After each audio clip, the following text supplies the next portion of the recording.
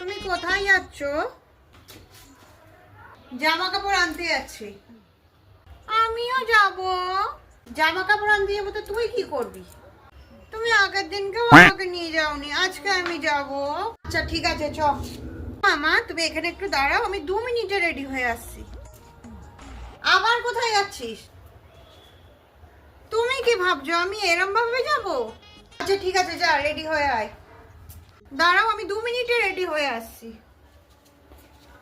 ও মা, আমি রেডি হয়ে গেছি, এবার চলো। চ। Happy happy happy happy happy happy.